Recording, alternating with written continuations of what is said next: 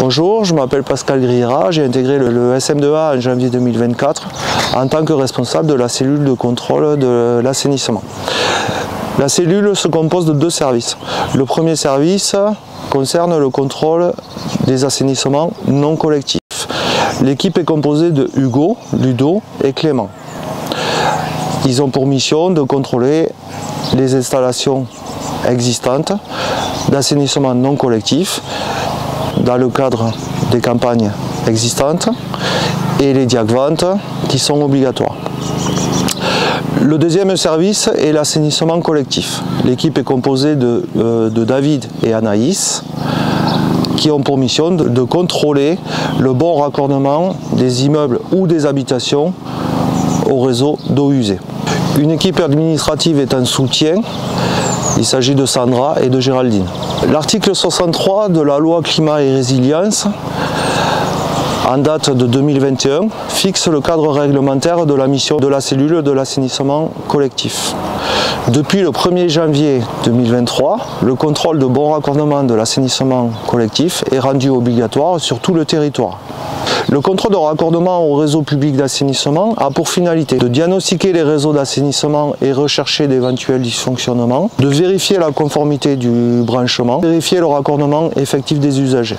Deuxième point, le contrôle de raccordement au réseau public d'assainissement a pour objectif de vérifier que toutes les eaux usées de l'habitation soient correctement raccordées au réseau d'assainissement collectif, que les anciennes installations soient bien mises hors service et que les eaux pluviales ne soient pas raccordées à ce réseau. Pour réaliser ces objectifs, Anaïs et David sont sur le terrain. Me concernant, j'ai un travail administratif. Le travail administratif, c'est déjà d'identifier toutes les personnes qui ont des nouveaux raccordements depuis le 1er janvier 2023. À partir de là, Anaïs et David récupèrent ce tri et prennent rendez-vous. La prise de rendez-vous se fait par appel téléphonique. Ensuite, ils se déplacent sur le terrain pour faire le contrôle de bon raccordement effectif. À la fin de quoi, ils éditent un rapport de bon fonctionnement qui est conforme ou non conforme, qui est édité et envoyé à l'usager. Bonjour, je me présente, je m'appelle David Seyan, je suis au SM2A depuis 2018 en tant que contrôleur SPANC. Et suite à une évolution, je suis contrôleur assainissement collectif depuis mars 2024.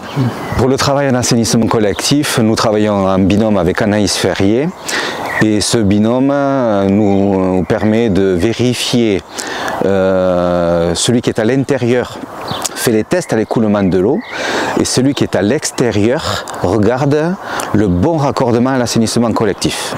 L'agent qui se situe à l'intérieur réalise l'ouverture et la fermeture des robinets d'eau un par un jusqu'à ce que celui qui soit à l'extérieur lui dise qu'il l'a bien reçu au niveau du tabouret d'assainissement collectif.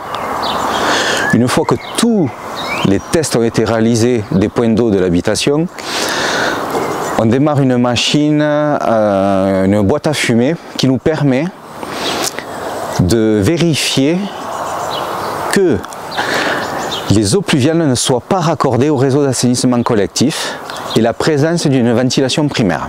Pour bien voir que les eaux pluviales ne sont pas raccordées en fait au réseau d'assainissement collectif, la boîte nous permet de vérifier du fait que ça ne fume pas au niveau des descentes d'eau, qu'elles ne sont pas raccordées au réseau d'assainissement collectif. Au niveau de l'assainissement collectif, nous avons aussi une caméra qui nous permet de vérifier plusieurs choses. Le bon état des conduites d'évacuation d'eau usée. Et ça nous permet aussi de vérifier, sans la présence d'un tabouret d'assainissement collectif, bon raccordement au collecteur d'assainissement collectif.